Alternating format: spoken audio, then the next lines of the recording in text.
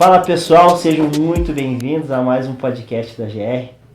Que você se sinta à vontade. Estamos com esse projeto aí, né? Já estamos no 3º podcast e eu creio que pode fazer muito sentido para a tua vida. Então acompanha nós até o final.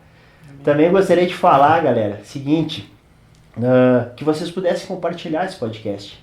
Você pudesse enviar para pessoas.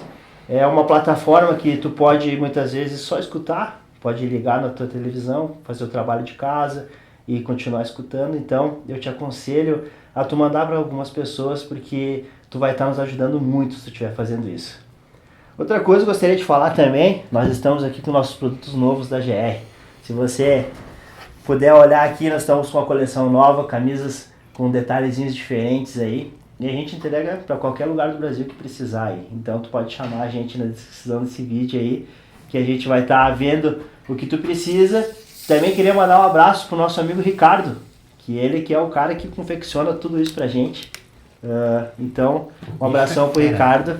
E vamos lá, né? Tô eu mais uma vez aqui nessa bancada, o Dodi, com meu amigo, meu brother aqui. O Alisson, né? Não tinha outro, chamaram eu mesmo, né? Mas vamos lá, nós. E com nada mais, nada menos que o nosso presidente internacional da Fonte Church, da nossa igreja, pastor Luiz Scheid. Que honra, hein? Que honra. É uma alegria estar aí com vocês, viu? É uma grande honra, pastor, poder recebê-lo. Legal. Muito obrigado pelo convite. Rapaz, nós estamos muito felizes de estar aqui em Caxias, suportando esse frio, né? Mas já me disseram, né, que pra gente fazer um churrasquinho antes que dê 0 graus. Isso aí, vamos aproveitar sim. Mas é uma grande bênção estar aí com vocês e poder partilhar esse tempo aí juntos, viu? Nossa, para nós é uma grande honra com certeza. Então vamos lá, pastor, vamos dar início ao nosso podcast aí. Eu acredito que tem uma pergunta que fica muito na mente do pessoal, assim. Como é que foi o seu processo de conversão? Muitas vezes a gente se pergunta, essas pessoas assim que são líderes assim, muito reconhecidos, já nasceram no lar cristão, outras vezes não. A gente queria saber como é que é a sua história. Pois é, cara. Eu posso dizer que praticamente nasci num lar cristão, né? Meu pai era de origem luterana, mas mais, como a gente chama, mais histórico, assim, mais nominal, né? Certo. Não frequentava. Uhum. E minha mãe era de cunho mais espírita e católica, né? Ou aquela católica espírita, né? Não vai no catolicismo, mas vai no espiritismo, sim, né? Sim. E ela chegou, inclusive, uma época a ser professora de kardecismo, né? Lá no centro, para jovens, quando ela era jovem e tal. Uhum. Né? Então foi nesse ambiente, assim, que a gente nasceu. Sim. Eu me lembro ainda de ocasiões, ainda que a gente era criança, de 3, 4 anos, que a mãe mandava a gente benzer a gente. Essa coisa toda. Então a gente viveu um pouco esse ambiente, porque a minha avó, ela vem de ambiente umbandista, né? Minha avó era cambona de terreiro, ela tinha um altarzinho lá no quintal da casa dela, que ela não deixava a gente entrar, né? Quando a gente ia brincar lá no pátio da casa da avó, ela não podia entrar, né? A gente ficava espiando pela fresta para ver o que tinha lá dentro. Então, isso foi muito a minha primeira infância, né? Uhum. E um dia minha mãe passou por uma frustração muito grande aí na área espiritual, e uma tia minha havia se convertido recentemente na igreja luterana, e a convidou para ir na igreja. Uhum. Isso em que cidade que era, pastor? Florianópolis. Nós somos de Florianópolis. O senhor não é natural de São Paulo, então? Todo mundo fica com essa dúvida também. Não, eu sou nascido em Florianópolis. Vivi lá até os 18 anos. Aí fui pro legal. seminário aqui no Rio Grande do Sul, né, em São Leopoldo. O Manezinho da ilha, né? Não? Manezinho da ilha. Manezinho, rapaz. Tu não mexe comigo, vou começar a falar desse jeito. Que legal. E aí, aliás, tem um episódio, né, que eu já vivo há muitos anos em São Paulo e perdi um pouco o ouvido, né, para esse sotaque açoriano. Sim, pega. E aí eu fui pregar uma época, uns dias na igreja de Garopaba, e o pastor me botou numa casa lá de veraneio, numa pracinha lá. E de manhã cedo eu saí para orar. Aí quando estava amanhecendo o dia, os pescadores começam a chegar com os barcos, né? Eu fiquei esperando na praia para ver eles chegarem com peixe e tal, bater um papo. E o barco chegou, eu fiz algumas perguntas para eles lá dos peixes e tal, e E fiquei depois ouvindo eles conversando. Aí quando eu voltei para casa, eu disse, Marli, eu não sou mais manezinho. Assim, porque assim, a metade da conversa eu não entendi.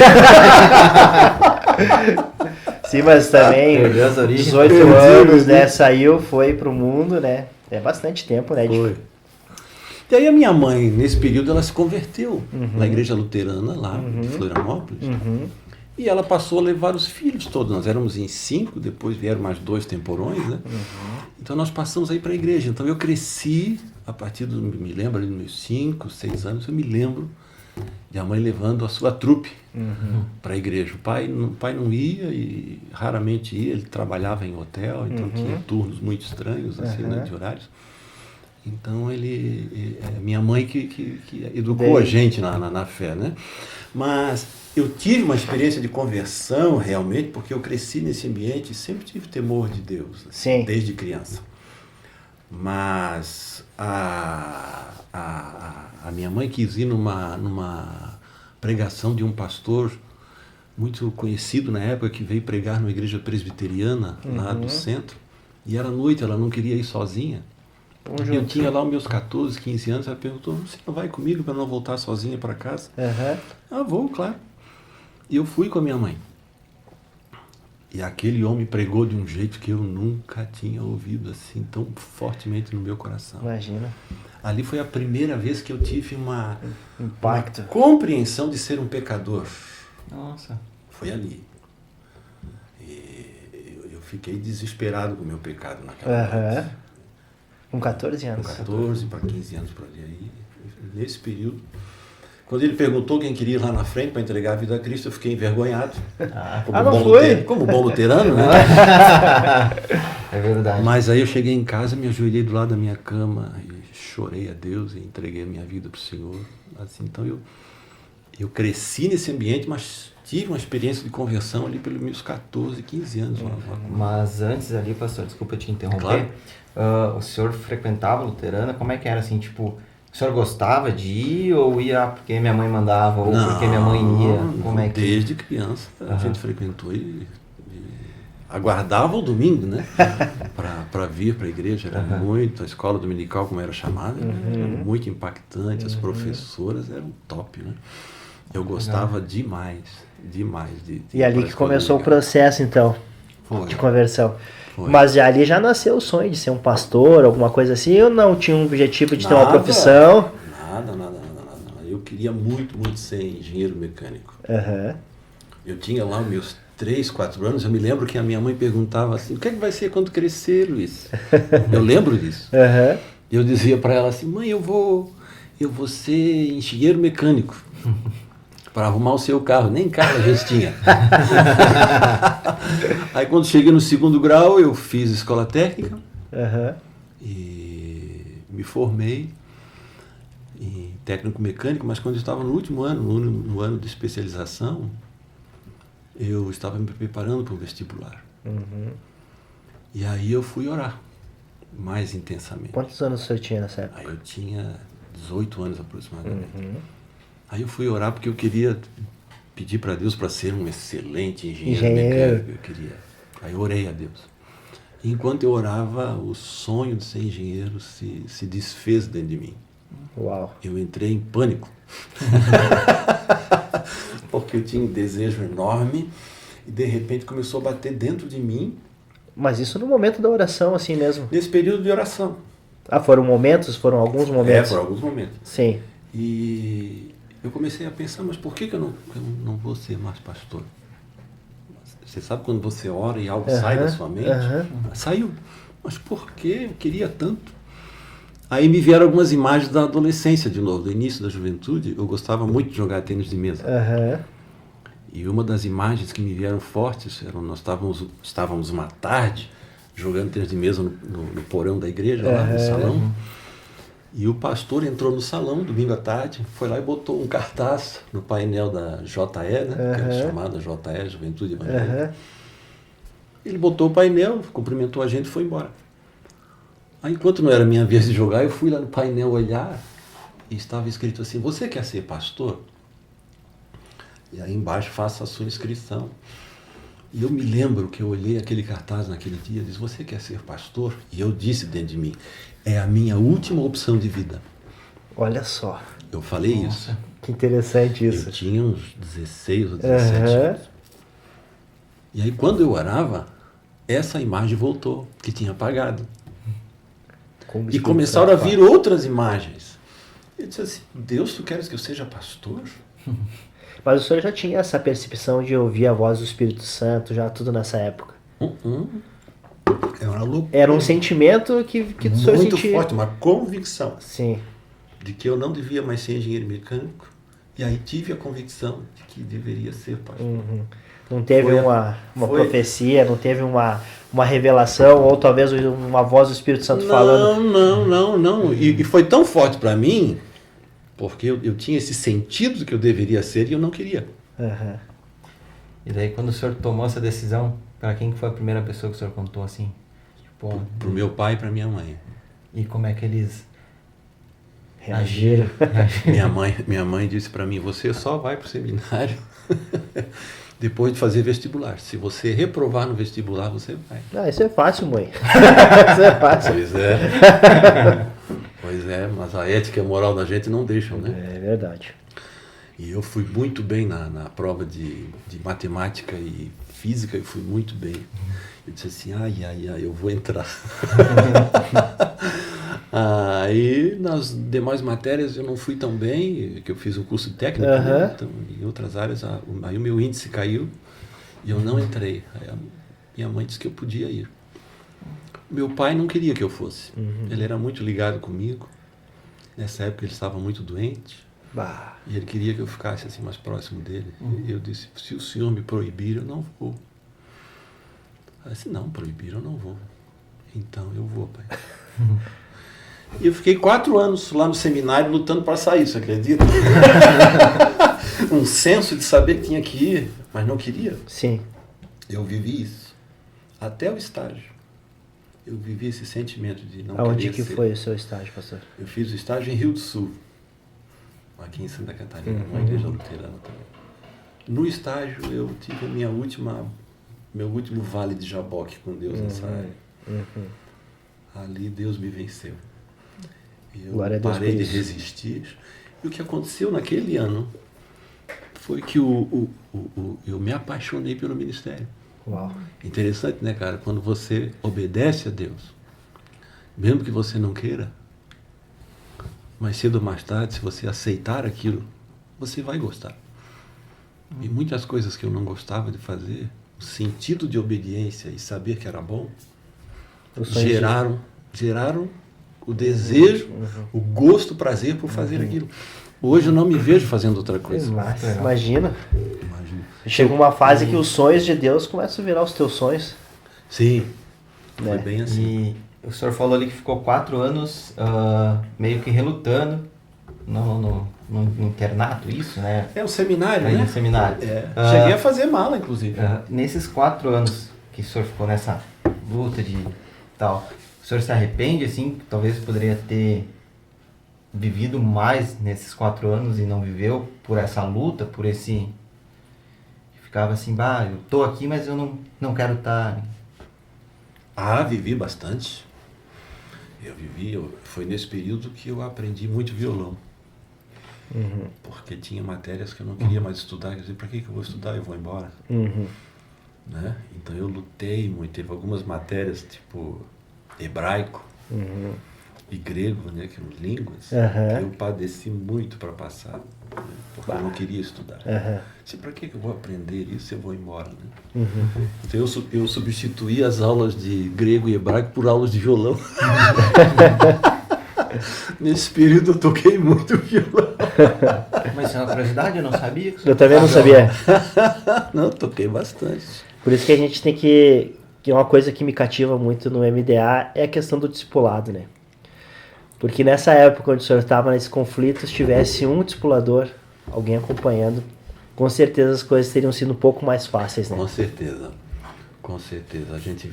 A Marli me ajudou muito nesse processo. O senhor já era casado ali, então? No 4º ano, quando eu fui para o estágio, eu casei. E o fato de ter casado foi um gatilho, né? No sentido de dizer, eu preciso dar um destino. Certo. Isso, eu Preciso fazer algo da minha vida.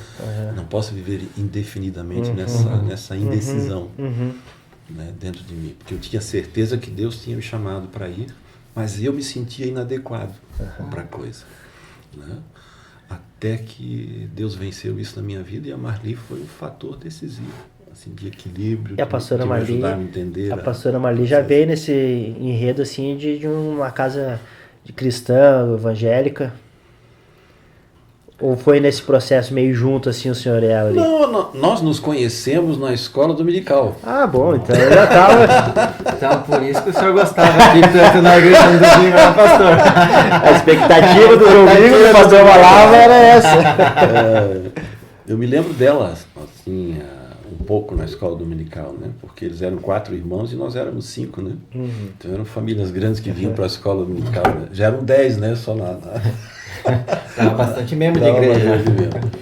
E ela foi um amparo no sentido de me ajudar a entender o meu próprio chamado, né? Por quê? Porque quando eu fui chamado para fazer seminário, para ser pastor, fazia meio ano que eu tinha começado a namorar com a Marli. A gente tinha começado. Eu me apaixonei por ela com 16 anos, ela tinha 14, mas o meu pai disse que eu só podia namorar com 18. O senhor era muito obediente, né? Com 18 anos, principalmente nessa idade dos 15 aos 18, ali é a idade do... O pessoal vira a cabeça, enlouquece, se revolta, eu que sei da minha vida, eu que vou fazer o que eu quero, e o senhor bem obediente, né, aos pais. Pois é, eu disse, eu tive uma escola dominical excelente, eu aprendi isso na escritura, né? A Bíblia fala isso claramente, né? Então, esse temor de Deus e pelas coisas do Senhor eu sempre tive. Sim. Né? A experiência de conversão, ela não mudou o meu enfoque. O que ela fez foi fazer eu compreender a mim como pecador condenado, precisando da graça de Deus. Então, isso a conversão fez. Mas esse sentido de temor a Deus, de servi-lo, de querer fazer a vontade dele, de ser fiel à palavra dele, isso a gente aprendeu desde criança. Legal. Então, para mim era uma coisa natural obedecer pai e mãe, né? Embora a gente, claro, tinha as tensões, as disputas, né? Claro que a gente foi um adolescente, um jovem, né? Isso tinha tudo.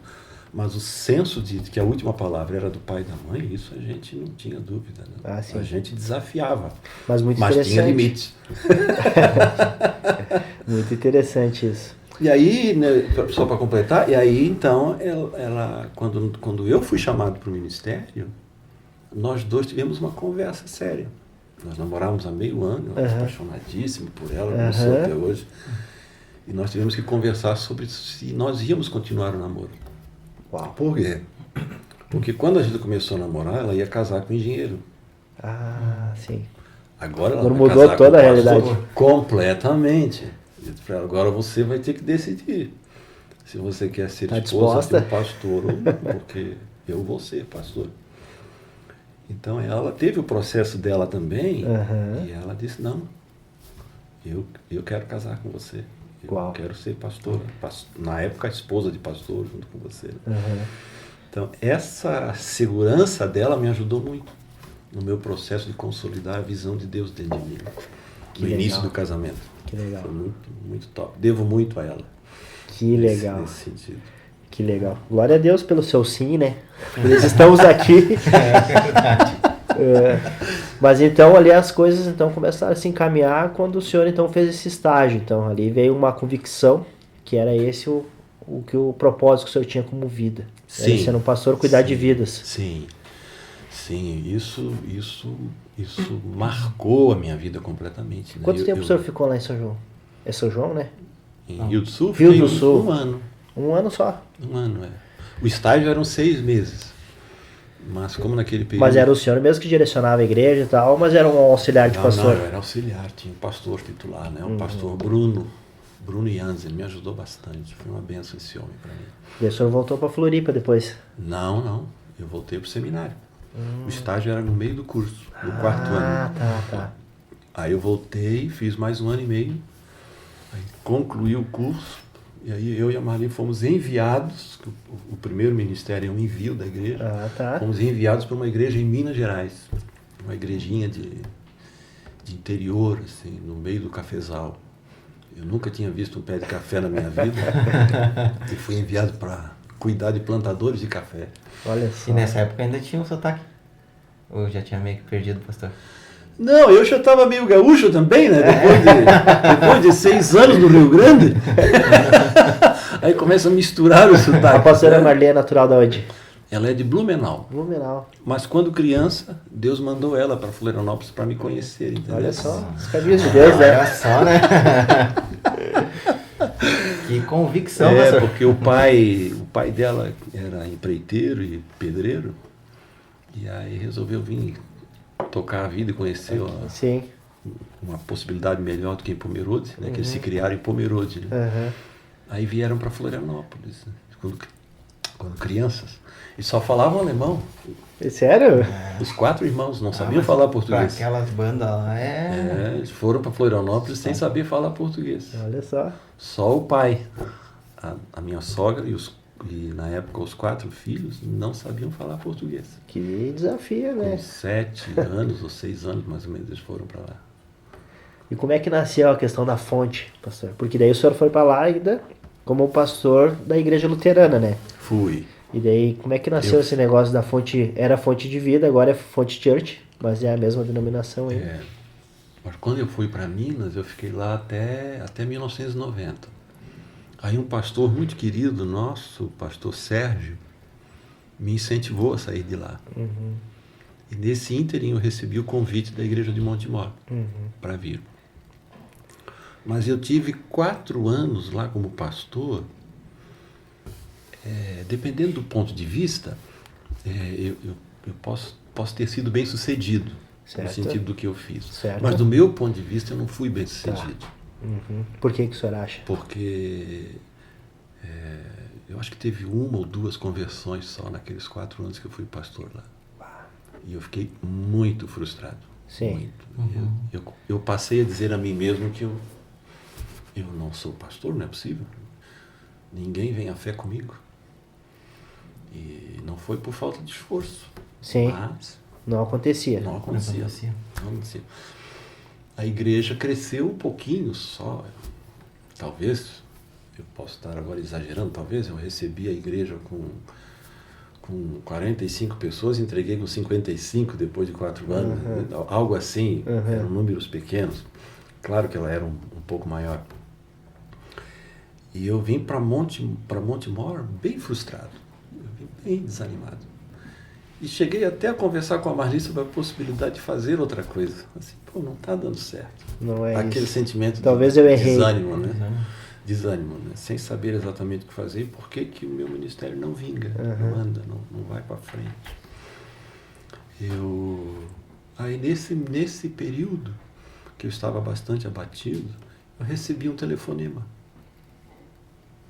Eu recebi um telefonema de um demônio. Conta pra nós essa história, hein, pastor? Nem sabia que o capeta tinha celular, né? Não tem, mas ele liga. Ele liga, ele usa. Liga aí. Eu atendo um telefone e uma voz diz para mim em espanhol. Em espanhol? Em espanhol. Não vengas acá. Não te quero acá. Quem é você? Não tô te entendendo. Não habla espanhol. Não habla espanhol. De repente eu tive a noção, enquanto falava, que era uma pessoa endemoniada. Quando eu percebi que era uma pessoa endemoniada, eu disse, me dá o seu endereço.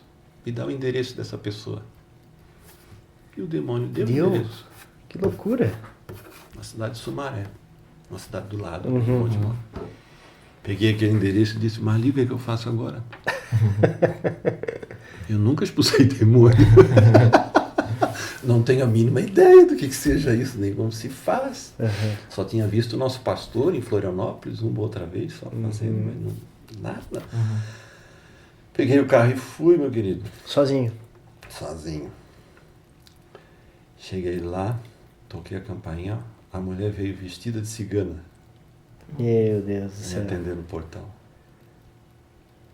Mas o senhor tava corajoso. No momento eu tava com medo ali na hora. Muito medo, rapaz. Mas... Coragem de ir, mas medo de... Eu sou do tipo do medroso que vai, né? Entendeu? Porque o covarde é aquele que tem medo e não vai, né? O corajoso é o que tem medo e vai, né? Meu pai sempre me dizia assim, quando tu tiver medo de fazer alguma coisa, ele disse assim, lembra essa frase. A ação supera o medo. Vai e faz, que tu vai ver que as coisas acontecem. Eu digo, então tá. Cheguei lá, comecei a orar pela mulher e se manifestaram 7 demônios nela. Um era um tipo de uma cobra. Se arrastava assim por baixo da cadeira, do sofá, coisa mais horrível de ver. Isso eu não conhecia nada disso. Nada. E um era falante, o tal do espanhol lá. O outro gritava. E quando se manifestou que gritava, a vizinhança veio. Agora eu tinha plateia. 4, 5, 6, 7 pessoas começaram a entrar na casa e ver o furdunço da situação que eu estava vivendo. Eu já estava desesperado. A certa altura, a mulher endemoniada disse assim, eu tenho sede. Um copo d'água, por favor. Aí eu pedi para a moça assim, vai buscar um copo d'água, por favor.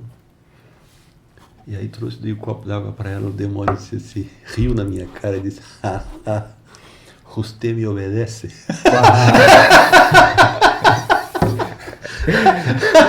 Agora é caceta debochada, não foi, né? Acabou comigo, cara, acabou comigo. E o senhor não conseguiu fazer a libertação daí? Não consegui. Aí uma senhora atrás de mim disse assim, pastor, posso lhe ajudar? Assim, quem é a senhora? Eu sou uma obreira do Círculo de Oração da Assembleia de Deus. Eu posso lhe ajudar? Por favor, sair da frente. E ela, assim, uns 10, 15 minutos, botou a mulher sentada. Uau. Conversando. E daí o senhor ficou mais para baixo ainda do que já estava. Exatamente. Eu peguei aquele carro e vim embora e eu dizia para mim, tu tens que dar com esse carro num poste, né? Porque nem para expulsar demônios tu não serves.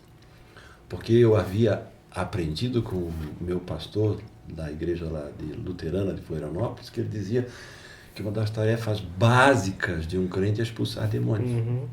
Ele dizia, mas nem uma tarefa básica não consegue fazer. O que eu fiz? Eu fui para São Paulo, na capital, e fui nas editoras lá buscar livros sobre expulsão de demônios. Li tudo sobre Quero conhecer tudo. Quero conhecer esse negócio que aconteceu, que eu não conseguia me virar lá. Li aquilo tudo, e nestes livros vinha acompanhado do tema da expulsão de demônios, o tema do Espírito Santo, e batismo do Espírito Santo, dons, enchimento. Que negócio é esse aqui? Nunca tinha ouvido falar disso. Isso em 91. Nunca tinha ouvido falar disso. No meu seminário nunca tinham falado disso. E aí eu voltei para São Paulo. Aí comprei tudo que eu achei sobre batismo do Espírito Santo. Obra do Espírito Santo. Li aquilo tudo. Fiquei com uma sede enorme. Mas não sabia onde beber. Só tinha sede. Muita sede. E a Marli, sozinho, tudo esse processo lendo isso junto comigo. E a gente conversando. Um dia, vai meu irmão mais jovem lá nos visitar. E a certa altura lá, ele já estava uns 2 dias com a gente, ele disse, eu preciso dizer algo para vocês. O quê? Eu fui batizado no Espírito Santo. E ele achou que eu iria reagir como bom pastor luterano, né? Que isso é coisa de pentecostal e não vai te meter nesse tipo de encrenca e nesses problemas, você vai ficar maluco, né? Eu, não, cara, senta aí, me explica o que é isso. Eu fiz assim, me explica o que é isso, eu quero saber. Por favor, me fala. Aí ele explicou tudo como é que era, disse que uma irmã minha também já tinha sido batizada lá em Só eu que não. Aí eu disse então, eu e a Marli oramos e dissemos assim, Senhor, nós queremos então receber isso lá entre os irmãos em Florianópolis. Então não vamos em nenhuma igreja ou gente diferente. Nós queremos que gente do nosso ambiente ore com a gente. Aí naquelas férias de janeiro de 92, minha irmã e meu cunhado oram comigo e com a Marli e a gente é batizado no Espírito Santo. Que forte isso, cara. Lá na Praia da Daniela, em Florianópolis. Nós estávamos numa casa emprestada lá, eles foram lá, oraram com nós dois. A Marli foi batizada na hora e logo recebeu línguas. E eu caí meio que oprimido no chão depois daquilo. Aí fizeram um tempo de oração, de libertação comigo. Eu lembro que eu vomitei muita coisa nojenta, que nem eu suportava o cheiro. Mas depois daquilo, eu pedi a Deus, assim, Senhor, eu padeci tanto nesse negócio. O Senhor pedia me dar uma unção de riso, né? Uma unção de alegria, que eu tinha lido no livro. O Senhor podia me dar uma dessa aí, né? Eu gostaria de experimentar. Aí, numa das noites seguintes, eu fui numa reunião na casa da minha irmã. E eles estavam todos orando, e eu sentado, porque eles já estavam vivendo essa experiência. E eu nunca tinha visto nada disso, né? Então era tudo de olho aberto, cara. Eu não estava... Não, eu queria ver tudo. Sabe? Vamos orar, irmãos. Eu ficava olhando para ver o que ia acontecer, né? Eu queria saber o que ia ser. Era novidade, né? Tudo era novidade. E aí o Otávio, meu irmão, chamou um jovem para o meio, assim, deixa eu orar por você. Aí chamou ele para o meio para orar e botou a mão na boca dele aqui assim. E disse assim, recebe em nome de Jesus. Disse para o menino na roda. Mas dentro de mim, uma voz disse, isso é para você. Aí quando disse isso é para você, eu disse, então eu recebo. Quando eu disse eu recebo, comecei a orar em línguas. Assim, destravado. Foi o Xaraganai, assim, sem parar. Depois que parou, veio uma unção de riso. Que coisa fantástica foi aquilo. Nós sabemos que isso, nós estávamos um dia numa reunião nossa também de líderes. E daí teve 2 irmãos nossos que entraram nessa unção de riso. Um deles está aqui conosco nessa mesa. A gente ria deles. Tem isso também. A gente ria deles. Mas é muito engraçado. É muito. Foi uma experiência que foi contagiando todo mundo. No final estava todo mundo deitado no chão, rindo no Senhor. Assim, não tinha nada era engraçado. Mas a presença de Deus causava um impacto assim que a gente não conseguia se controlar de tanta alegria. Quando o senhor volta dessas férias, o senhor volta mais animado, né, então? Deus do céu, só Deus sabe o que aconteceu. Porque eu e a Marli tomamos a decisão de não dizer nada. Nós não íamos dizer nada para ninguém. Do que tinha acontecido, imagina, uma igreja luterana tradicional. Chega o pastor rindo à toa, né? Eu tinha lido no livrinho do Harold Hill, aquele carinha que escreveu Darwin e Sua Macacada. Sim. Ele escreveu um livrinho que ele era batista, né? Passou por essa experiência também. E ele disse, pelo menos durante 6 meses, não conte nada para ninguém, só viva e deixa acontecer, mas não fale nada. E nós tomamos o propósito. Durante 6 meses nós não vamos falar nada. Aí, mas não teve como, né? Que um dia, logo em seguida, a Mara, esposa do pastor Wagner, veio para mim e perguntou assim, pastor Luiz, o que é que aconteceu lá em Florianópolis? Eu assim, nada, por quê? Assim, aquela... Não, tem alguma coisa diferente com o pastor. Não, estou orando as mesmas coisas, estou pregando a mesma coisa. Ela disse assim, não, isso é verdade. Mas ela disse assim, mas o impacto que está causando em nós é outro. Opa! Uau, eu fiquei pensando. Agora eu tô feliz agora. Que coisa fantástica é a obra do Espírito Santo, né? Já começou a dar risada de novo.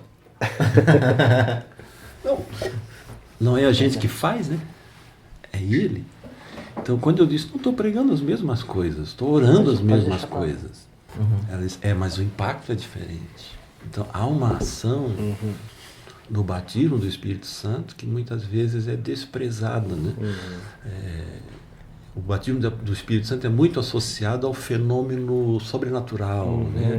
Alguma coisa visível, o sujeito cai, voa, gruda na parede, grita, chora. As línguas também, eles consideram como uma evidência, né?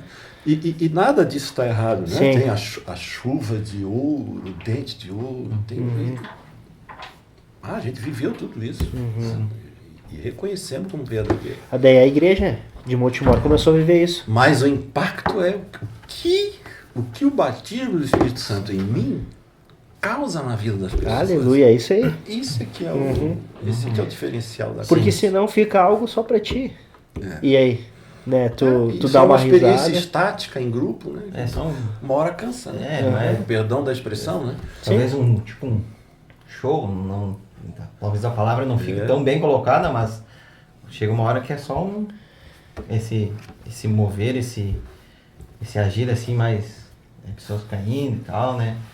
Que isso daí não É que é uma bem... consequência, eu entendo que é uma consequência. Quando vem o batismo com o Espírito Santo, eu entendo que já vem um batismo de amor por pessoas também. Sim. É impossível tu ser batizado com o Espírito Santo, tomar posse daquilo e ficar somente pra ti, né? Sim. É aquele desespero de querer dizer, cara, eu conheci uma coisa inexplicável, uma coisa que não tem, que eu nunca experimentei na minha vida. É impossível a gente guardar isso pra gente, né? Então a igreja lá, ela começou a experimentar isso por etapas, né? Nós começamos então a partilhar primeiro com os líderes que caminhavam com a gente. Né? Aí eu cheguei a fazer um curso só com eles, oramos só entre nós. Então alguns... E o pastor Wagner e a pastora Mara faziam parte desse grupo aí. Os pais deles também, né? O Ademar e Inês, que trabalharam aqui com vocês aqui em Canela, né? Não, em Nova Petrópolis. Nova Petrópolis. Então, esse grupo depois é que começou, então, a influenciar a igreja como um todo. Né? Então, nós passamos a viver o céu e o inferno no ambiente da igreja. Porque tinha alguns que não aceitavam. Porque o céu, porque causou um impacto numa parte da igreja, e essa parte da igreja impactou parte da cidade. Uau. Legal. E uma outra parte resistiu, né? Ficou mais assim, dizendo que nós estávamos destruindo a igreja, tirando as tradições, os costumes. Né? A gente não usava mais o talar, não fazia mais os cultos naquele modelo, enfim. Né? Então foi muito tenso. Né? Teve até abaixo-assinado para me tirar da igreja na época. Lá, né? Fui acusado de muita coisa. Então foi o céu e o inferno assim, ao mesmo tempo. Mas isso levou a igreja a abrir as suas portas para a cidade. Né? Nós impactamos de maneira muito, muito positiva, muito bacana o ambiente da cidade. Era uma cidade pequena na época, né? Ela devia ter uns 40 mil habitantes, na década de 90. E chegamos a ter acesso a quase 1.000 pessoas, né? Entre igreja, visita, grupos nas casas, nós tivemos um impacto grande, né? Chegamos a ter 4 uma igreja pequena, com uma cidade pequena, 1.000 pessoas é um número absurdo, né? Sim. Alguns até na cidade, esses povo mais sincrético, assim, né? Começou a dizer que eu era o pastor da reza forte.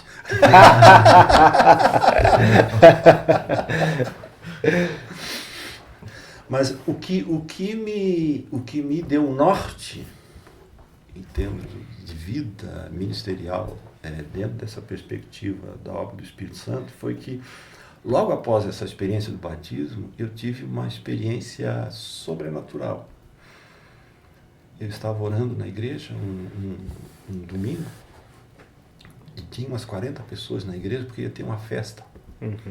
E eu estava muito frustrado porque a maioria da igreja estava lá trabalhando para fazer a festa e só umas 40 pessoas estavam presentes no culto.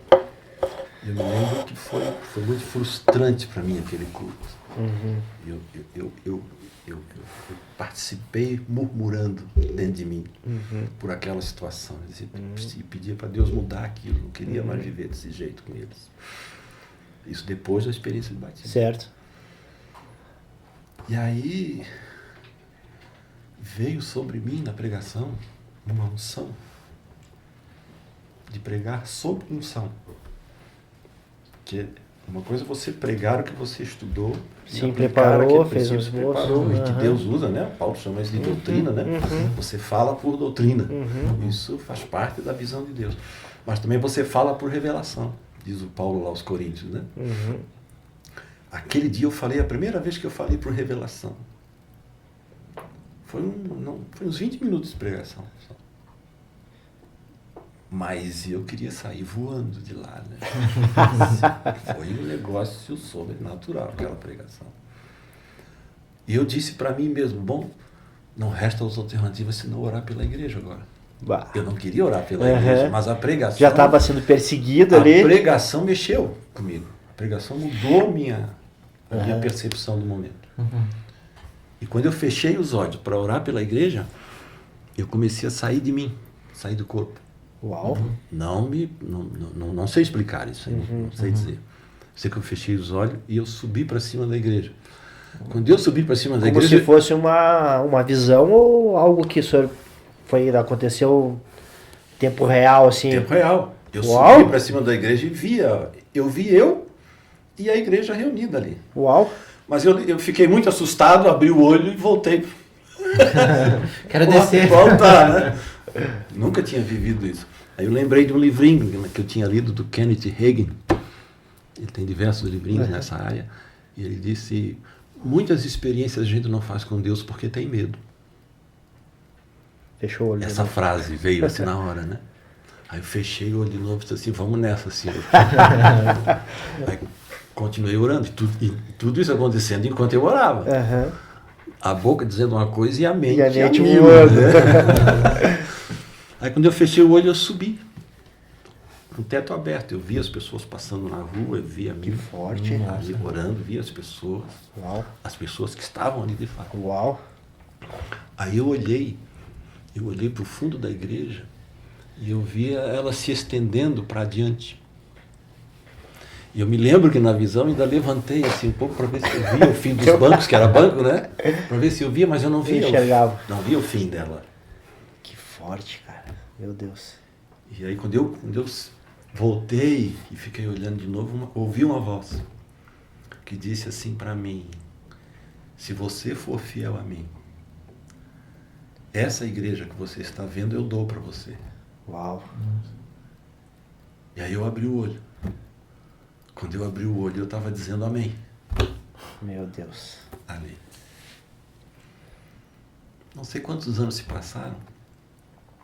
E o detalhe é que nessa visão que eu tinha, os bancos eram iguais aos bancos da igreja atual. Atual hoje. A de Montemor. A de Montemor. A visão se foi. Isso apagou da minha mente depois de alguns anos. Nós precisamos ampliar a igreja. Fizemos uma ampliação dela para o fundo, abrimos a parede, mandamos fazer bancos para não mudar a estética. Fizemos bancos iguais. Então a gente chamava de projeto 600. Projeto 600, porque na igreja cabia 300 pessoas e agora ia caber 600. Era o projeto 600. No dia da inauguração, a igreja lotada. Fizemos até uma galeriazinha em cima, assim, para botar mais gente na lateral. Lá em cima, no coro antigo. No dia da inauguração, ela estava lotada. Eu entrei, assim, para começar o culto, olhando ela cheia. Se lembrou? Lembrei da visão. Eu nunca mais tinha lembrado dela. Em nenhum momento da construção. E aí eu comecei a chorar. Não consegui começar aquilo. Comecei a chorar parado lá, olhando para a igreja olhando para mim, os convidados, representantes do prefeito, tudo lá na igreja. E eu chorando, cara, não conseguia, não saía a voz. Aí levantou-se um irmão muito querido, um profeta na igreja, Henrique, o nome dele, um homem de Deus. Ele veio até mim, subiu lá no altar, chegou no meu ouvido e disse assim, então, Deus é ou não é fiel quando a gente é fiel a ele? E sentou-se. Bom, aí eu fiquei mais... Chorando mais. Ele acabou com o culto, né? Mas a ideia de Deus, eu só vinha compreender depois, né? Que era algo maior do que eu imaginava. Eu imaginava que a gente iria ser uma igreja relevante, importante, grande, em Montemor. E aquele lance de olhar e não ver. Era Deus mostrando para fora, mas isso eu não entendi. Da terra. Né? Então, Hoje vocês aqui fazem parte disso. Sim. Vocês fazem parte desse lance de olhar. Tem que fazer assim. Essa olhadinha de Motibora que chegou no Rio Grande do Sul, né? Tá olhando um pouco, vai descendo, né? Essa olhadinha. É um negócio sobrenatural. E ali começou a nascer a fonte. Ainda era... O senhor pertencia a essa denominação ainda. Ali era luterana ainda. Uhum. Nós saímos da igreja luterana em 2005. Algumas em 2004, mas a maioria ao longo de 2005. Por quê? Porque as experiências que nós fomos fazendo nos levaram a uma mudança doutrinária, que foi o nosso problema. E a principal delas foi o fato de a gente ter dificuldades para batizar crianças. Ah, sim. Na Não visão criam no batismo infantil. A gente entendia que o batismo era resultado de uma confissão de fé. E a igreja luterana dizia que não. Basta a fé dos pais, né, e tal. Enfim, um debate já de séculos aí, né? Sim. Mas nós queríamos ainda ter essa possibilidade de trabalhar na igreja luterana, nos dando essa permissão. Até que finalmente entrou um novo presidente da igreja luterana que disse que não ia mais dialogar nessa direção, né? Ou nós retomamos a doutrina tal como ela é, ou saiam. Aí tivemos que sair. Então nós saímos em 2005. E aí, com a saída, nós criamos a ALIA, Aliança de Igrejas em Avivamento, que era uma associação de igrejas. Todas independentes, mas unidas com o mesmo ideal. Nesse processo até vocês entenderem que teriam que sair, né? Daí entrou essas divergências, tipo, que nem do batismo e tal. Tinha alguma outra igreja ou pessoas, enfim, que acompanhavam vocês, que falavam sobre o batismo, tipo, que estava junto com vocês? Outras denominações? Isso, tipo assim, quem vocês se baseavam, tipo, como surgiu a ideia, tipo, que nem essa questão do batismo de crianças, né? Como é que foi isso daí? Não, foi uma discussão interna, não teve influência externa, nenhuma. Talvez da literatura, né, das influências nas leituras que a gente fez, né, no geral. O impacto da própria visão pentecostal brasileira, isso pode ter causado, né? Sim. Mas na época a gente já fazia parte de um movimento de avivamento missionário dentro da igreja chamado Encontrão. E o Encontrão já tinha um embrião de uma certa insatisfação com a questão do batismo. Né? Então, eu acho que no nosso caso potencializou o negócio. Né? O que era uma certa necessidade de negociação do Encontrão com a igreja luterana, para nós foi ruptura. Então eles negociavam. Sim. E a gente não conseguiu negociar. Sim. Fomos para a ruptura, porque nós chegamos ao ponto de dizer que não íamos mais batizar crianças, né? E aí isso é bom. Então não dá mais, né? A gente não pode mais caminhar junto. Não pode mais, né? Então teve os processos todos e aí saíram. Criaram a LIA daí. Criamos a ALIA, com 70 e poucas igrejas. Nossa, pequenas, era bastante, hein? Era. Chegamos a 74, eu acho, na época. E o senhor era o presidente dessa LIA? Eu era o coordenador. Era chamado de coordenador. Eu fui posto como coordenador porque fui ao banheiro no meio de uma reunião. A gente não deve sair no meio de uma reunião para ir no banheiro. Porque nós estávamos... Eu estava coordenando a reunião e precisei ir ao banheiro. Assim, gente, só um instantinho. Quando eu voltei, estavam todos me aplaudindo. Aí eu ainda disse, puxa, não imaginei que ir ao banheiro fosse um evento. Conquista. Eu disse, não, acabaste de ser eleito nosso coordenador. Vamos lá, então. Vamos lá. Então, eu coordenei esse processo, mas era coordenação mesmo, né? Porque cada igreja era independente. Embora a gente intervinha nas crises, dificuldades, problemas, a gente fazia o meio de campo, né, como coordenador. Isso realmente aconteceu. Mas o que causou um impacto mesmo foi o fato de a gente em São Paulo ali ter tido contato, logo que a gente saiu, a gente teve contato com o MDA. E o MDA foi um divisor de águas aí para a linha. Por quê? Porque nós começamos a gerar um movimento de discipulado entre os pastores, que foi se implementando. Começou lá comigo e com o Daniel, em São Paulo, né? E ele foi criando força, espontaneamente. E aí outros começaram a participar das conferências também, que a gente foi convidando, né, para irem. Então, um outro que teve um impacto muito grande, abraçou também o MDA, foi o Mário, né, aqui em Cachoeirinha. Então, os líderes principais abraçaram, os demais foram abraçando também, criamos um movimento de discipulado. Desse movimento de discipulado, surgiu o interesse de nós não sermos mais uma associação, mas sermos uma igreja. Por quê? Uma das razões era que a gente estava apagando, vamos dizer assim, lidando com conflitos, apagando fogo, como a gente diz, né? Mas sem poder de decisão sobre a igreja. Sim. Então é difícil. Vem me ajudar quando eu preciso e depois... fogo que não foi você. Mas dar a direção, não, gente, agora é assim. A gente não podia fazer isso, né? Então foi surgindo um movimento no sentido de a gente se tornar uma igreja, porque nós estávamos criando vínculos agora de unidade e queríamos vínculo institucional também. A gente queria isso. A gente queria viver essa interdependência como igreja. E aí, quando surgiu a discussão nesse ponto, aí começaram a ter algumas divergências. E alguns pastores não quiseram entrar.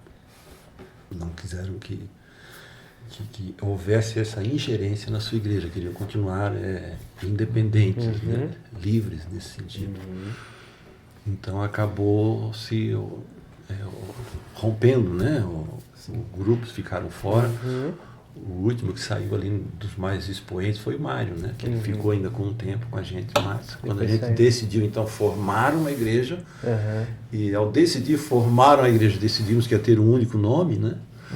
Então assim, não, aí não é isso que eu quero. Não vou até esse ponto, né? Então quando nós decidimos pelo nome Fonte de Vida na época, né? Assim, não, então... Mas foi uma boa, assim, né? Somos bons amigos até hoje, assim, sem maiores dificuldades. Conta a história do nome, pastor. Como foi a decisão do nome Fonte de Vida? Também foi um processo muito espontâneo, né? Porque era um influenciando o outro. Então, o primeiro nome que surgiu como Fonte de Vida foi da missão aqui de Caxias.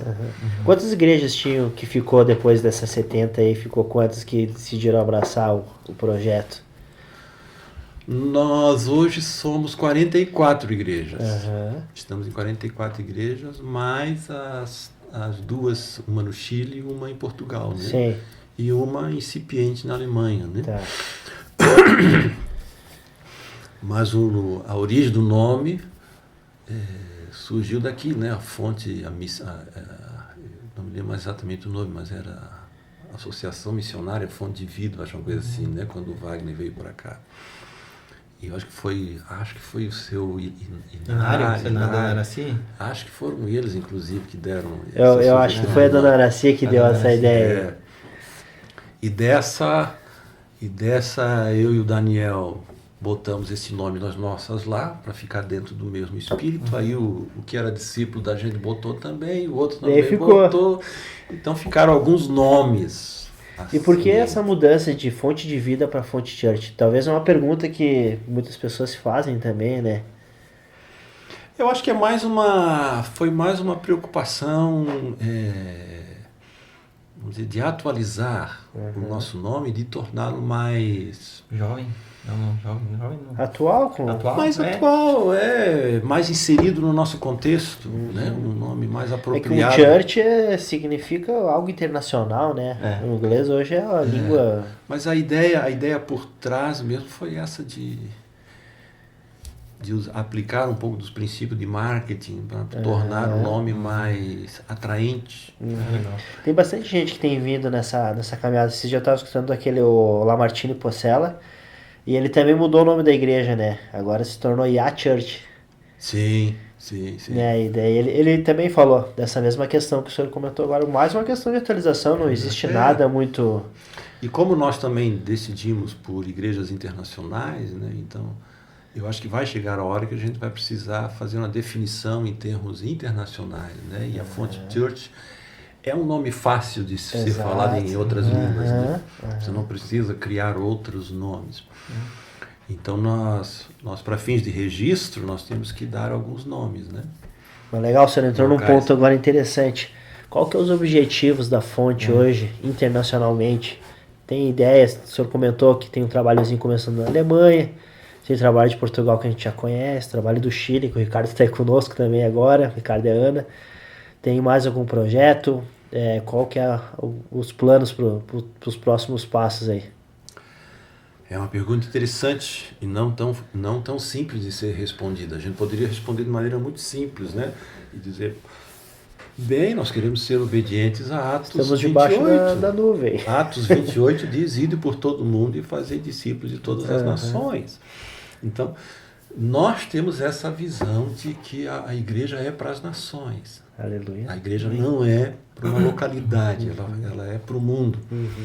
E Jesus disse, assim a gente entende, que esse processo que aconteceu no livro de Atos é um processo para acontecer com todos os movimentos. Você começa em Jerusalém, Judéia, Samaria e os confins da terra. Então, Caxias deve viver essa experiência, né? Caxias, as regiões limítrofes de Caxias, os municípios em volta e, por fim, o Brasil e outras nações. Então, todas as igrejas, a gente entende que elas localmente são a igreja do Senhor. E como igreja local, ela tem esse dever de levar as pessoas à salvação. Né? Porque o grande lance é a salvação. Sim. Então nós temos que pregar o evangelho da salvação em Jesus Cristo e povoar o céu. Esse é o nosso objetivo. O meu objetivo em Deus, eu entendo ele como um consolidador de alicerces. Eu acho que o meu chamado para a Fonte Church é consolidar os alicerces dela, em cima das quais ela vai crescer. O senhor se consideraria um apóstolo hoje dentro da Igreja Fonte? Do ponto de vista bíblico, sim. Do ponto de vista institucional, não. Né? Eu não acredito nessa visão. O fulano é apóstolo porque ele é o chefe da igreja, depois vem o bispo, depois vem o grau, né? Como tem uma igreja agora que já tem até o patriarca, né? Que não vou dizer o nome, né? Porque você vai criando categorias no final. Então o apóstolo tornou-se um cargo administrativo, né? De autoridade. Eu acho que a Bíblia não vê assim, o apóstolo é o enviado. Então que ele tem uma tarefa importante junto aos demais, né? Então eu entendo essa minha tarefa. A minha tarefa é uma tarefa apostólica, não tenho dúvida que é. Né? Me sinto um pastor de ovelhas, e sei dessa tarefa, dessa incumbência que eu tenho. E entendo ela hoje, assim, olhando já eu com 61 anos, né? Eu entendo como consolidador, o chamar de Deus para plantar, fazer os alicerces, em cima dos quais a Fonte Church vai plantar no futuro. Né? Eu tive duas palavras, uma visão e uma palavra nesse sentido, né? Que confirmam isso. Uma de um pastor que não está mais conosco, mas ele teve uma visão minha e da Marli, já idosos, olhando tudo que havia sido consolidado. Né? E ele descreveu o que estava sendo consolidado e a gente contemplando como tarefa realizada. Né? Isso me alegrou muito. Né? E uma outra foi recentemente com aquele profeta muito querido, Judá Bertelli. O Judá. O irmãozinho fora da casinha. Né? Bem louco. Ele sabe disso, por isso que eu posso dizer aqui na internet. Né? Eu já disse para ele pessoalmente, né? Jamais seria pastor na minha igreja.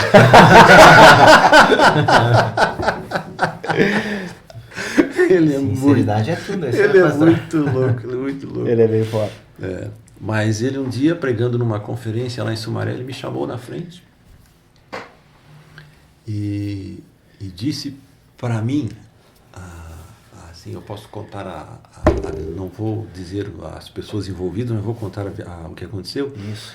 Ele disse assim para mim, como se Deus falando comigo, né, na primeira pessoa, ele falando assim, eu te vi lá no teu escritório, quando os demônios de Satanás entraram e tentaram te seduzir e você não aceitou. E depois ele não satisfeito, assim que ele falou isso, eu vi o que era. Na hora Deus me mostrou, né, a situação. E depois veio o próprio demônio tentar te seduzir e tu não aceitasse. Tu não te rendesse. Por causa disso, ele disse assim, além de você colocar os alicerces, confirmando que além de colocar alicerces, eu vou te permitir ver frutos por causa da tua fidelidade naquele dia. Pô, isso já fazia uns 20 anos que tinha acontecido. Olha só. Mostrou fantástico, a terra prometida. Mostrou. E se tu vai experimentar o fruto da terra. E que Deus estava me abençoando. Então, confirmando essa visão de consolidação. Então, que forte.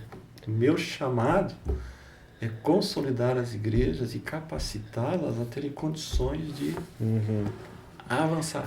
Seguir em frente. Né? De seguir em frente. Esse é um pouco do caminho que eu tenho entendido hoje para mim. Né?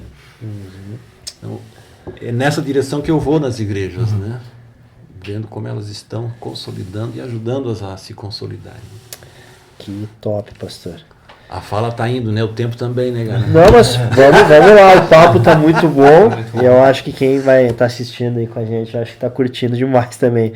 Eu, por mim, eu tô abismado com as histórias. Eu gosto muito de ver essas coisas sobrenaturais, essas experiências, né? Mexe muito comigo, assim.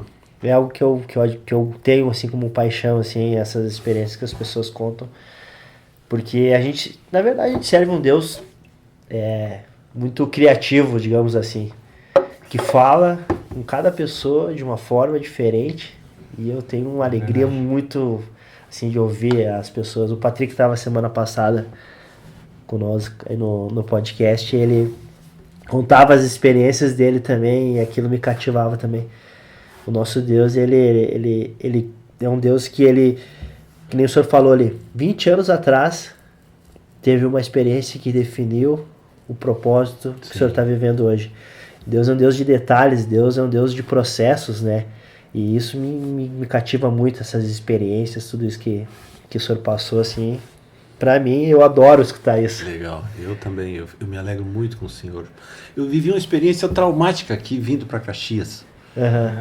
Dentro desse propósito, né? Eu sempre entendi o que eu faço assim como propósito de Deus. Um dia eu estava voltando de Canelas junto com o Wagner, o Wagner na frente e eu atrás, de carro, subindo ali a serra. Conseguiu acompanhar ele, pastor? Tentei. Nós estávamos quase chegando em Galópolis. Ali. E ele ultrapassou um caminhão, baú, e eu, claro, tudo muito apertadinho, né? Os trechos muito curtos. Eu não pude ultrapassar e fiquei esperando uma oportunidade. Quando eu vou fazer uma curva à esquerda, com o caminhão na frente, eu ouvi a voz do Senhor dizendo dentro de mim, freia. Normalmente, assim, né? Isso freio. E eu meti o pé no freio na hora, né? Mas e o que foi? Não sei. Mas meti o pé no freio. Foi o tempo do meu carro diminuir a velocidade e o caminhão dar no guarda-reio. Puxa vida. Os 3 ocupantes da boleia saltaram para fora com a pancada que ele deu. Meu Deus. E o baú bateu, ele bateu no guarda-reio, aí a roda de trás saíram do chão, ergueram, né, e bateram. Quando bateram, o baú virou pro meu lado, eu parado do lado, né, consegui parar. Eu disse, Senhor Jesus. Ele bateu e pum, pum, pum. Parece que vem câmera lenta. E voltou no lugar. Então, ser guardado quando você está vivendo o propósito. Né? A gente não morre na véspera. Sim. Né? A gente é levado quando termina, né, a tarefa. Eu acho isso muito, muito legal. Quando você falou de propósito, eu lembrei, Deus guarda a gente na realização do propósito. Né? Eu sei que o dia que eu morrer, eu terminei o que eu tinha para fazer. O senhor queria que alguém pode perder um propósito Tipo, Deus tem um propósito na vida do Alisson, vamos usar esse exemplo. E por algum motivo Deus não, eu não tenho mais esse propósito pro Alisson. O Alisson saiu fora dos meus planos. O senhor acha que isso pode acontecer na vida de alguém? Vamos fazer outro podcast sobre isso? Vamos. Podemos fazer. Não, porque... Dependemos da sua agenda, pastor. O apóstolo Paulo diz que a vocação de Deus é irrevogável. Portanto, Deus não muda o propósito. Mas a rebeldia minha pode levar-te a sair do plano. Então, a minha rebeldia pode me tirar do plano. E se Deus vai me tirar do plano, significa que meu tempo de vida também vai ser tirado. Porque para sair do propósito de maneira rebelde, depois de Deus insistir e chamar, né? Deus deu de prazo para o povo da Palestina se arrepender 400 anos. Né? E eles não se arrependeram. E Deus usou o povo de Israel para julgá-los por causa do não arrependimento deles. Né? Então, há um tempo de arrependimento. Né? Como Deus diz lá da Jezabel em Apocalipse, né? Eu a coloquei de cama e dei-lhe tempo para que se arrependesse. Então, há tempo para a gente se arrepender de estar fora do propósito. Agora, se o tempo que Deus determinou para arrependimento acabou. Arruma tuas coisas que tu vai morrer. Então, se nossos queridos que estão nos assistindo aí, se um dia gerou essa dúvida no teu coração, provavelmente Deus ainda não te tirou do propósito. Não, se você está vivo ainda, está o propósito de Deus aí em jogo. Glória a Deus. Vamos lá, pastor, mandaram uma perguntinha para nós numa enquete que a gente fez aí. Uau. @... Agora o bicho vai pegar. Tem algumas aí. Franco Tonieto. Na sua opinião, qual a maior luta de um cristão hoje? A maior luta de um cristão, meu Deus do céu. A Bíblia diz que é fugir do pecado. O pecado é o que destrói a nossa vida. A nossa maior luta é fugir dele. E o nosso grande problema é que o pecado está se tornando muito palatável para a cultura evangélica brasileira. Né? Muito. Eu quero depois no café, como é que é? Café com Cristo. Café com Cristo, quero falar uma palavrinha de 5 minutos sobre isso. Quando a Bíblia diz que é para a gente pensar nas coisas lá do alto. E o maior desafio hoje que a gente tem, eu acho que é pensar nas coisas lá do alto. Porque aos nossos olhos e à nossa cobiça são oferecidas muitas coisas da terra. O crente parou de pensar no céu. Ele só pensa na terra e naquilo que pode ser oferecido a ele. Né? A expectativa não é mais o céu, a expectativa é o que eu posso conquistar. O diabo, a estratégia dele é o entretenimento, né? Envolver a gente com cada vez mais coisas para tu... O acesso a isso é muito fácil. Hoje em dia, né? Apenas uma destravada tela ali. Hoje em dia tu faz tudo com esse aparelho. Tu paga, tu compra, tu faz tudo, tu vê o que está acontecendo no mundo inteiro. Aos Hebreus, no livro de Hebreus, o apóstolo diz assim: na vossa luta contra o pecado ainda não resististes até o sangue. Então, o apóstolo está dizendo assim: se você quer reivindicar diante de Deus alguma coisa, chegue ao sangue primeiro. Né? É um nível extremo, né? Nível extremo, mas nós estamos espirrando e chutando o pau da barraca por nada. Né? Exatamente. Por nada. Exatamente. Há um certo hedonismo na cultura evangélica brasileira que diz que se você sofre, você está vivendo algo de maneira errônea com Deus. Né? Que você tem que curtir, aproveitar e ser bem-sucedido em tudo. Leia Hebreus capítulo 11, você vai ver os heróis da fé. Quem são? Os que viviam pelos antros, escondidos nas cavernas, cortados ao meio, e por aí vai, né? Porque amaram mais a glória de Deus do que as coisas do mundo. Então eu acho que a glória do mundo é a nossa grande luta hoje, né? Que é nos oferecido. Eu tenho vamos fechar aqui, vamos nas nossas perguntas aí. Eu tenho uma pergunta que me surgiu agora quando o senhor falava tantas experiências que o senhor viveu com Deus e com a igreja. O que seria o maior sonho para o senhor hoje, ministerialmente e pessoalmente? Ministerialmente é completar, é poder dizer para Deus: Deus, eu cavei todo o alicerce, coloquei todas as pedras que o Senhor mandou. Ministerialmente é eu ter agradado o Senhor. Amém. Me desafia muito a palavra de Gênesis, capítulo 6, né? Quando fala do Enoque. Que Enoque, perdão, em Hebreus é dito isso, né? Que Enoque obteve o testemunho de ter agradado o Senhor. Esse é o meu maior desafio ministerial, né? A agradar a Deus. De Deus poder dizer, completei a carreira, guardei a fé e combati o bom combate. Isso é o que eu espero para mim ministerialmente. Pessoalmente, eu aguardo o dia da minha ida para o Senhor. Eu quero muito ir embora. Capaz, pastor. Pessoalmente, eu quero ir embora. Eu quero ver o meu Senhor. Meu Deus. É o que eu desejo. Nossa. Quero partir. Eu digo junto com o apóstolo Paulo, meu desejo é partir e estar com Cristo, o que é infinitamente melhor. Olha. Dito num bom português, o que é que eu espero para o futuro? A minha morte. Amém. Eu tive uma vez eu pedi a Deus, num momento, eu estava orando muito ao Senhor e pedi, Senhor, o que é o teu amor? O que é isso, teu amor? Porque eu sei que isso que a gente vive humanamente não é. Sim.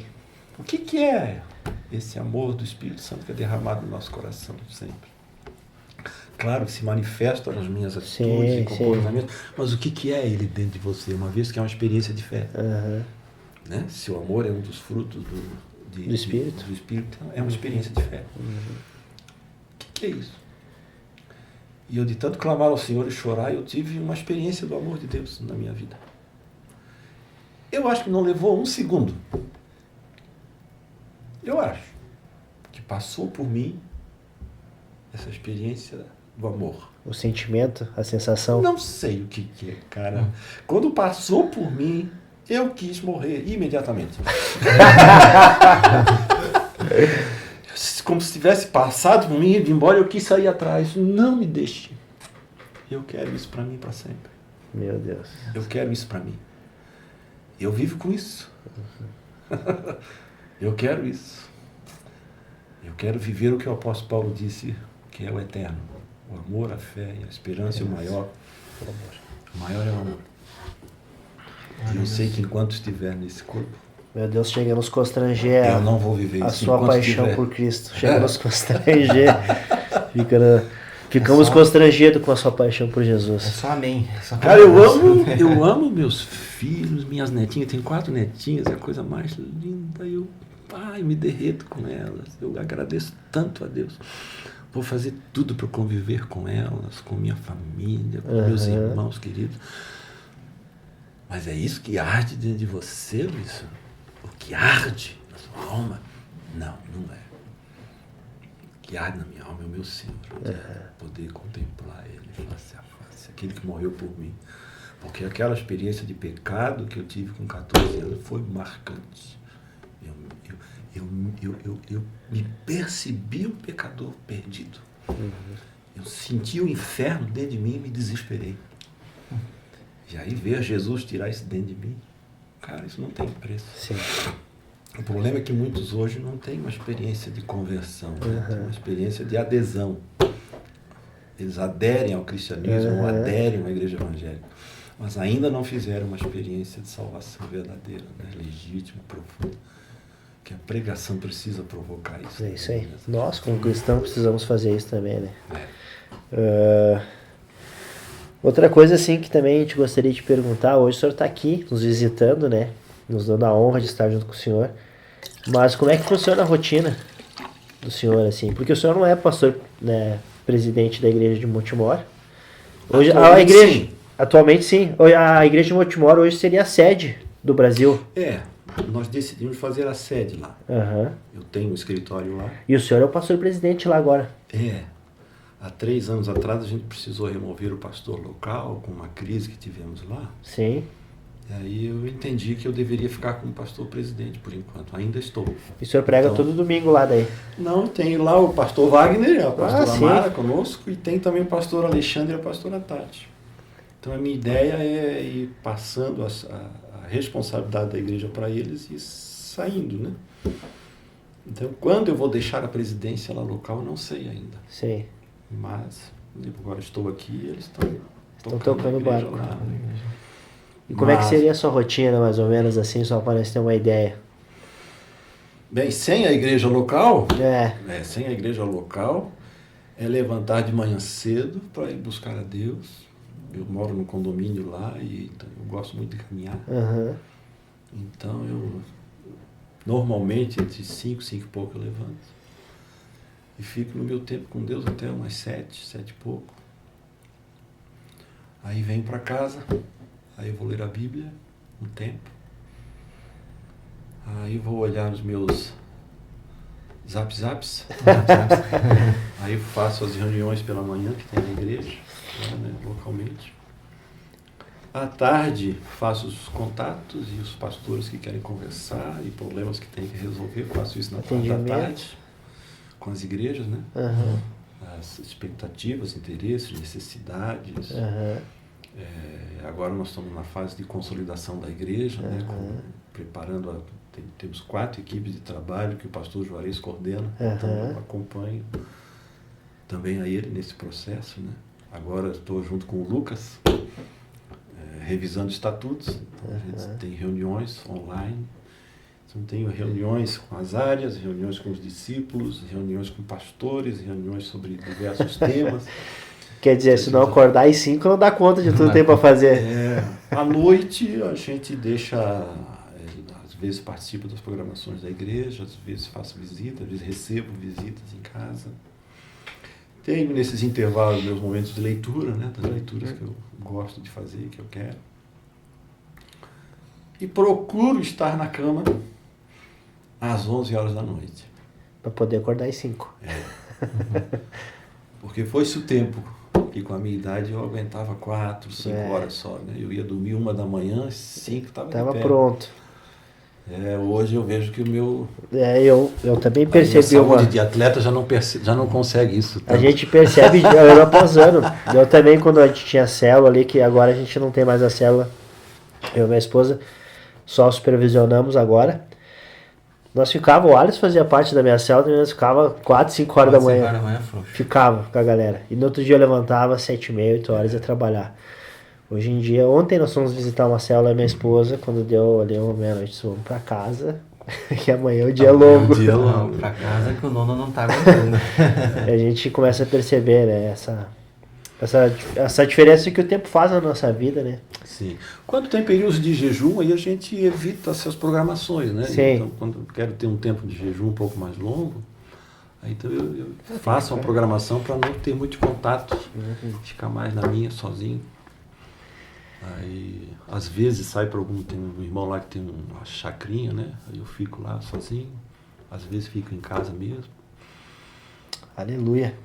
Então tá, pastor, também tem uma perguntinha que a gente faz para os nossos convidados aí, que é de praxe, queria fazer para o senhor também.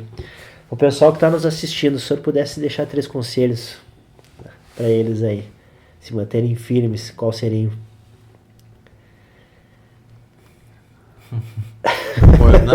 Não, tá aqui na cabeça, tá pronto para falar. O problema é que há uma geração que acha que isso não é importante, né? Mas para mim não mudou, né? O que Deus é o mesmo ainda. Não mudou. Se eu quero servir a Deus e quero que Deus me abençoe, a Bíblia tem que estar presente na minha rotina. Aleluia. Né? É triste hoje nas igrejas, a gente vai pregar, irmão, a gente começa a citar um versículo, né, e pede para esperar os irmãos citarem o resto. É só o pessoal dos 50 anos para cima que repete, os 50 anos para baixo não falam mais, não decoram mais a Bíblia. Não decoram. Esses dias eu estava vendo uma estatística que dizia que 60% dos pastores evangélicos do Brasil nunca leram a Bíblia toda ela. Pelo menos uma vez. Sim. Isso é ridículo, né? Os Isso Estados é Unidos fizeram uma pesquisa, que é a segunda coisa, né? Eu acho que a gente não pode esperar muita coisa da experiência com Deus sem uma busca de oração. Essa é a segunda coisa, a oração. Sem uma vida de oração é muito complicado. Né? E também foi feito, os americanos gostam de pesquisa, né? Que os pastores americanos oram em média 7 minutos, né? Por dia. Meu Deus, que absurdo. Não, eu acho que eles estão melhores que os brasileiros. Eu acho que se fizer no Brasil... Que crítico, mas como é que prega? Tá, mas O pastor, problema, me perdoe, eu não quero julgar a nós, eu estou só julgando a cultura brasileira. Eu julgo a cultura brasileira por aquilo que eu conheço. Né? O problema é que me parece que os pastores americanos são mais honestos que os brasileiros. Né? Falam a verdade. Os brasileiros são mais evangelásticos. São mais sabão. Então talvez se tiver aqui a média vai para cima de 1 hora, né? Mas eu não acredito nisso, né? Pela experiência que a gente vê, e pelas próprias lutas que a gente tem, a gente vê que essa é uma demanda. Para um pastor isso é necessário. admissível, né? Porque se tu pega uma pessoa que tem uma vida secular, tem um trabalho, às vezes fica corrido, né, e tal. Mas, não, que isso tem que ser um dever nosso de ter intimidade com Deus por amor a Ele, né, não como obrigação. Mas pastores não ter esse tempo de oração é dureza. É duro. Né, eu lembro o pastor Wagner também, eu perguntei uma vez isso para ele também, ele compartilhou comigo que ele gostava de também tirar toda manhã para estar com Deus, todos os dias. Eu ensinei isso para ele.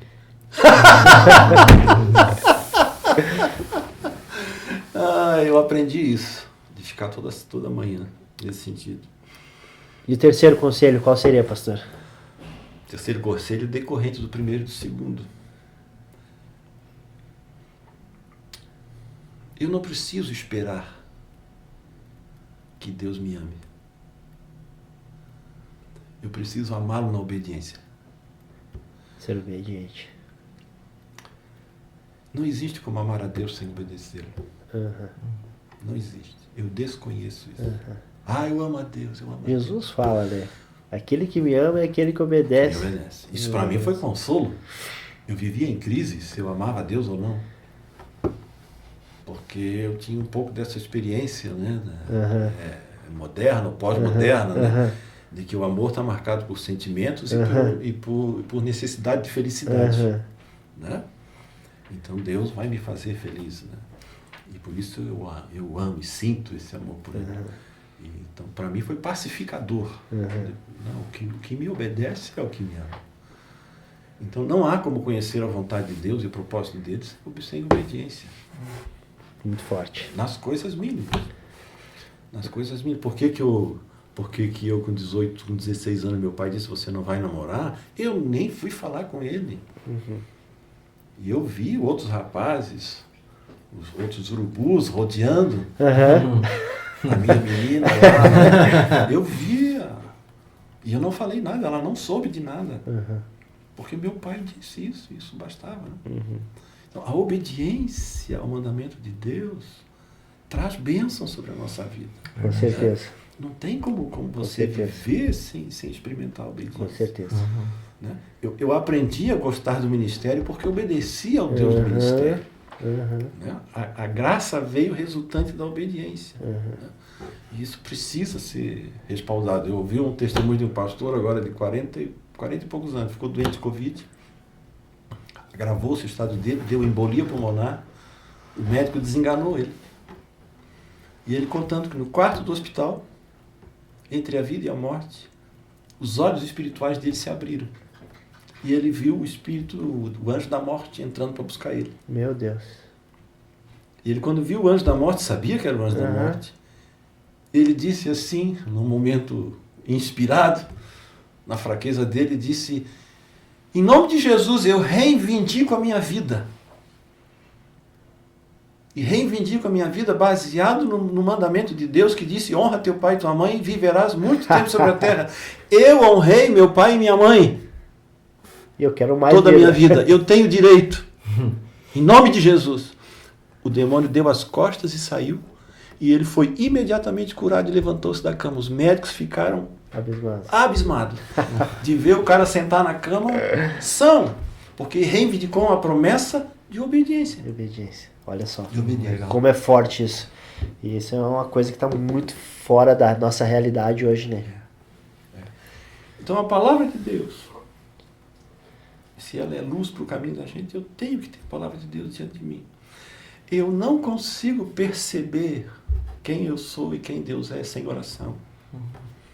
E eu não consigo viver os propósitos sem obediência. Então essas 3 coisas para mim Muito forte. são fundamentais. Isso para mim não, para a própria palavra de Deus, né? São Muito fundamentais. forte, muito forte. E vamos para a última. Então, o senhor falou aí que o maior desejo, o maior sonho do senhor é partir. Partir. Vamos dizer que hoje fosse o seu último dia de vida, se o senhor estivesse partindo agora nesse momento e pudesse deixar uma mensagem. Que mensagem seria? Eu pedi para minha esposa escrever isso na minha lápide, se ela estiver viva ainda, né? Vamos juntos, né, Luan? Escreva na minha lápide, ele não está aqui. Se eu tivesse que dizer alguma coisa hoje, dizia assim, servir o Senhor Jesus é uma aventura inimaginavelmente fantástica. Que legal. Servir a Jesus Que legal. é fantástico. Que legal. Você não tem vida monótona. Quem serve ao Senhor Jesus não tem monotonia na sua vida. É uma aventura, é algo novo, é algo desafiador cada dia. Até mesmo frente ao pecado, às tentações, você servir ao Senhor Jesus diante desses desafios é simplesmente maravilhoso. É maravilhoso. Andar com o Senhor e ver Ele fazendo o que Ele faz é fantástico. Sim. Eu nunca me arrependi. Glória a Deus. Eu não tive um momento sequer. Eu nunca fiz uma oração de reconciliação. Não tenho essa experiência. Quem quer se reconciliar com Deus, eu não sei o que é isso. Dou graças a Deus por isso. Glória a Deus. Sempre eu e minha esposa andamos com o Senhor e estamos muito felizes e Sempre faríamos obedientes. tudo de novo. E faríamos tudo de novo. Glória a Deus. Glória a Deus. Não sem pecados, não sem fraquezas, não sem dificuldades, não sem choro. Tudo isso a gente Faz vive. parte da vida, né? Mas amar o Senhor e andar com Ele é uma grande aventura. Que demais, pastor. Que papo incrível. Obrigado por ter tirado esse tempinho para dar com a gente. Saio muito edificado, creio que os nossos telespectadores também. Tenho certeza que foram muito tocados por tudo que a gente conversou hoje. Verdade. Mas a gente terminar aí, faz o anúncio do nosso patrocinador. Hoje não tivemos a nossa pizza porque estamos fazendo o nosso podcast no horário diferente. Mas não vamos deixar de anunciar nosso patrocinador, hein, Nélis? A próxima vez que eu vier, eu vou comer da pizza, então. Né? Vai comer da pizza. Tauroni Pizzaria. É a melhor da cidade. É muito top, galera. Procura lá no Insta que vocês vão achar lá, Tauroni Pizzaria. Faz o teu pedido porque é muito boa a pizza mesmo. Os guri capricho. É os guri. Obrigado, pastor, por esse Valeu. tempo. Deus abençoe. Muito obrigado mesmo, de Valeu, verdade. É Obrigado a uma honra todos. estar com vocês, viu? A honra Como foi eu costumo nossa. dizer aos mais íntimos, foi um prazer miserável estar aqui com vocês. Obrigado por todo mundo que esteve Valeu, com galera. nós até aqui. Conto com vocês, que nem falei antes, para a gente compartilhar esse vídeo. Comenta, deixa seu like ali e vamos espalhar o amor de Cristo. Um abraço e até a próxima. É nóis. Valeu.